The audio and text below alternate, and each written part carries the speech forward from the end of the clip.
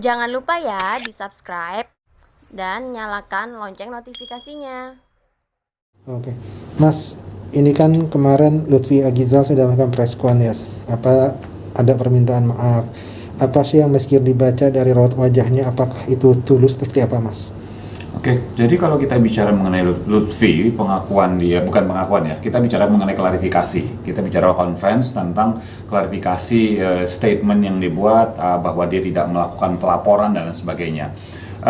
Buat saya, klarifikasi itu dibuat dia sebagai bagian dari runutan hal yang memang dia lakukan sebelumnya karena memang rencana yang dia sudah lakukan, sensasi yang sudah dia buat, dan seru kan kalau kita dibuat klarifikasinya. Bukankah itu yang memang terjadi selama ini? Kalau seseorang itu buat heboh kemudian buat klarifikasi, kan gitu. Jadi buat saya ini adalah bagian dari rentetan proses yang memang sudah bisa diprediksi sih, gitu. Nah, apakah ini kemudian sebagai sesuatu yang sifatnya memang edukasi? Jawabannya bisa jadi, tapi pertanyaannya, kenapa Lutfi tidak melakukan edukasi tentang anjrit, anjrot, dan an-an yang lainnya? Kenapa cuma itu? Kenapa nggak membuat edukasi tentang cebong, kampret, kadrun, ataupun apapun itu yang kemudian melabelkan seseorang atau sebuah kelompok dengan sebuah hal yang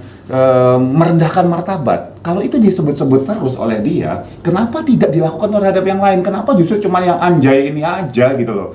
Atau karena memang lagi naik daun, terus untuk nempel jadi ikutan naik, maka dibahas kan seru? Apakah cuma itu? Itu kan pertanyaan yang sebetulnya menggelitik kalau buat saya gitu ya.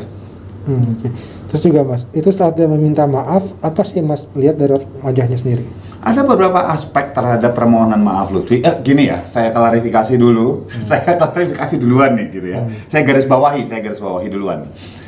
Permintaan maaf itu adalah sesuatu yang bagus. Kalau diucapkan, disampaikan dengan tulus, bukan bagian dari sebuah strategi, bukan bagian dari sebuah pembenaran diri.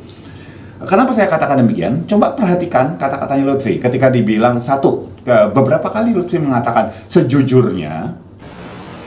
Jujur, saya merasa memberikan sebuah konten edukasi, tujuannya adalah memberikan wawasan, dan saya sudah minta maaf ketika itu salah. Ya, sejujurnya saya melakukan ini dengan itikat baik. Kalau kita bicara orang di depan kita dan jujur dan beritikat baik, sebetulnya nggak perlu diucapkan dengan kata-kata, kita bisa ngerasain kok. Itu satu. Kenapa Lutfi perlu mengucapkannya berulang-ulang? Ya.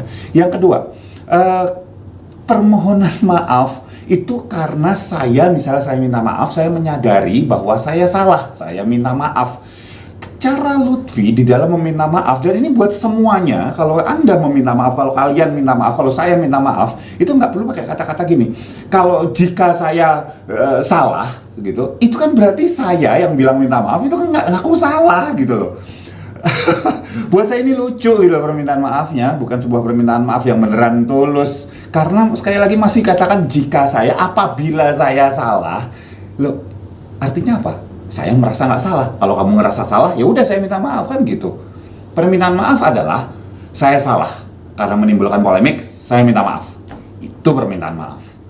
Dan kemudian ketika dibahas, seharusnya netizen itu lebih smart gitu.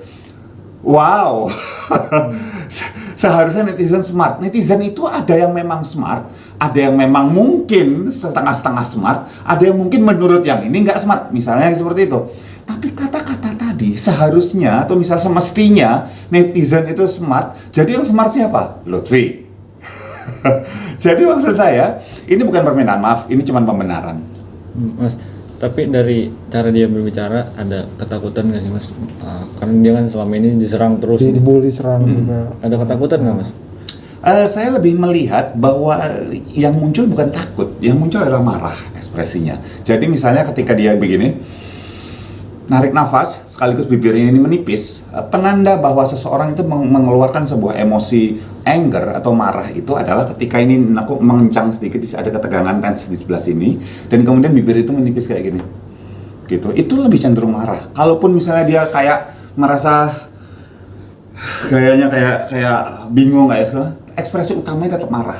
Jadi sebetulnya dia melakukan klarifikasi itu sekali lagi bukan menyatakan permintaan maaf atas sensasi yang dibuat, tetapi ingin menampilkan bahwa dia marah atas respon dari netizen. Nah, saya nggak bilang bahwa Lutfi salah, netizen benar, atau sebaliknya. Tetapi yang bisa saya sampaikan adalah cara dia meminta maaf itu tidak proper sebagai sebuah permintaan maaf. Itu satu. Yang kedua, kenapa kalau memang misalnya mau berbuat tanda petik baik gitu ya, supaya nggak ada orang menggunakan itu untuk merendahkan martabat orang lain, untuk ngomong kotor segala macam, itu sebetulnya tidak memenuhi harkatnya, karena orang menggunakan kata anjay itu untuk macam-macam akhirnya. Anjay, masakannya gitu banget. Walaupun sekali lagi saya garis bawahi, Kirdi Putra tidak suka kata-kata itu. Gitu, saya nggak nyaman ada orang yang ngomong anjay, onja-onjonya gitu, saya nggak nyaman. Tapi bukan berarti saya harus bertindak nggak adil, nggak fair. Kata-kata anjay bisa dipakai untuk memaki orang, bisa, gitu. Orang ngomong singkong aja maki orang, dasar singkong gitu, kan bisa untuk maki orang, gitu. Ya, semua kata bisa untuk maki-maki orang, gitu. Dasar keong, gitu, misalnya untuk ngatain orang yang lambat. Nggak harus anjing, nggak harus anjay, nggak harus anjrit. Kenapa nggak yang lain? Kalau dibilang bahwa ingin mencegah supaya tidak generasi muda, remaja gitu, seolah-olah ini teknik komunikasi luar biasa. Menggunakan sebuah komunitas atau populasi yang lebih banyak seolah-olah mewakili suaranya kemudian untuk menjadi sebuah pembenaran. No, itu teknik komunikasi, itu teknik mass communication, itu teknik penggalangan opini publik. Kalau misalnya mau beneran untuk care sama remaja, buat saya ya Pak, itu dong, mulai bahas dong. Ketika mulai berantem soal dari zaman-zaman politik itu mencebong, kampret segala macam itu kan penggunaan bahasa juga. Loh, kenapa dia nggak mulai dari situ? Lebih jelas, lebih banyak manfaatnya. Kalau buat saya simpel, ini ada sebuah hal yang lagi naik daun, track naik band ke atas aja sih buat saya. Mas, minta maaf ini kan mungkin berasal dari penyesalan, tapi yang Mas lihat dari seorang Lutfi ini ada penyesalan nggak Mas dari yang dia buat konten edukasi seperti ini? Kalau buat saya tidak ada penyesalan, yang muncul adalah emosi penyesalan itu sadness, sedih gitu. Ini emosinya adalah emosi lebih kepada marah, tetapi marah juga ada karena munculnya terlalu sering. Buat saya bahwa emosi marahnya bahkan cenderung tanda petik kayak dibuat-buat malahan. Jadi gini, itu kan opini saya, Tapi sebetulnya yang ditampilkan itu, misalnya begini, kayak gitu, itu gaya sinetron banget gitu loh.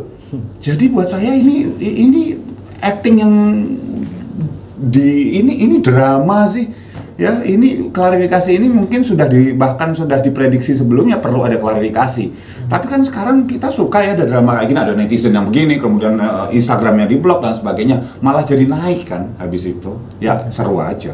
Terakhir Mas, menurut Mas Kidi yang lihat, apakah Lutfi seorang cerdas atau seperti apa Mas? Buat saya dia cerdas karena bisa memanfaatkan momen untuk menggunakannya jadi sensasi, orang kemudian melihat ke arah Lutfi. Kalau buat saya ya hal-hal kayak gini, kalau saya pribadi, saya begitu dapat konten seperti itu, nggak saya sebarin kemana-mana, buat saya nggak ada prestasinya. Karena sekali lagi, saya selalu menganut bahwa ada orang yang naik dengan sensasi, ada orang naik dengan prestasi. Buat saya, ini sensasi, bukan prestasi. Mas, ini kan belakangan ini memang dia didukung sama Komnas Anak. Dari yang Mas lihat sendiri, Lutfi ini maksudnya, maksudnya gue ada yang backup nih Komnas Anak, gue seneng nih ada yang support gue juga gitu. Terus yang Mas Kidi lihat, maksudnya dia suka dengan hal itu, apa memanfaatkan hal itu, apa gimana Mas? Gini, kalau kita bicara bahwa siapa pendukungnya ya, salah satunya misalnya katakan disupport oleh Komnas PA, Komnas Perlindungan Anak. Jawabannya enggak juga. Ini kan sebetulnya ada sebuah kepentingan yang sebetulnya sama di satu sisi ya. Satu sisi ada dua lingkaran besar nih. Komnas Anak ini kepentingan Lutfi. Ada yang beririsan. Komnas Perlindungan Anak itu punya sebuah katakanlah kepentingan, yaitu melindungi anak dan remaja dari kemungkinan mereka rusak secara, apakah itu secara pemikiran, secara verbal dan sebagainya. Dan momen ini bisa digunakan untuk dan dakwah gitu loh, untuk mensosialisasi gitu loh, bisa. Tapi apakah itu mendukung Lutfi? Jawabannya tidak. kebetulan memang sejalan gitu aja. Dan kata-kata anjay cuma salah satu, sementara banyak kata-kata lain. Kalau kita bicara teman-teman kita yang dari Jawa Barat, Bandung lebih tepatnya, kata-kata anjing itu bukan sesuatu yang sifatnya jelek loh. Misalnya ada pakai baju bagus, anjing bajunya keren banget ya misalnya gitu, bisa kayak gitu, itu kan nggak jelek nih penggunaannya. Bahasa itu bisa digunakan dalam artian negatif maupun positif, tergantung komunitas, tergantung demografi, tergantung siapa yang menggunakannya, bagaimana intonasinya. Kita bicara teknik komunikasi di sini. Kalau gitu apakah orang Jawa Timur kalau dibilang jancok itu pasti sesuatu yang jelek? Kan enggak. Ya, jancok rek nang dia kon gitu. Itu kan seorang teman yang kangen sama sahabatnya. Tapi kata-kata jancok gitu ya, malah sesuatu yang negatif, betul. Terus gimana Presiden Jancukers gitu, Pak si Om Sujiwo Tejo gitu, Pak Ade gitu. Loh, apakah itu kemudian jadi sesuatu yang seseorang yang jelek gitu? Enggak. Jadi kalau beneran misalnya Lutfi memang berniat seperti itu, berniat tanda petik mengedukasi, coba yang semuanya gitu loh, jangan cuman yang lagi naik daun doang gitu. Itu baru fair, itu baru saya bisa katakan bisa memang berniat membuat konten edukasi. Kalau ini sih jelas-jelas gantol naik ke atas untuk sensasi, udah gitu aja. Terakhir Mas, ada saran buat Lutfi bagaimana? Saran buat Lutfi? Kalau saya diminta untuk saran buat Lutfi, saya bilang, Lutfi, lo canggih, keren banget, pinter gitu. Ya orang banyak netizen Indonesia akhirnya memang belum bisa memilah. Saya nggak bilang mereka nggak pinter ya, enak aja, pinter apa enggak kan memang dari sudut pandang siapa. Belum bisa memilah mana yang cuma sensasi, mana yang prestasi. Jadi buat saya kamu jago banget untuk pakai sensasi. Jangan lupa ya di subscribe dan nyalakan lonceng notifikasinya.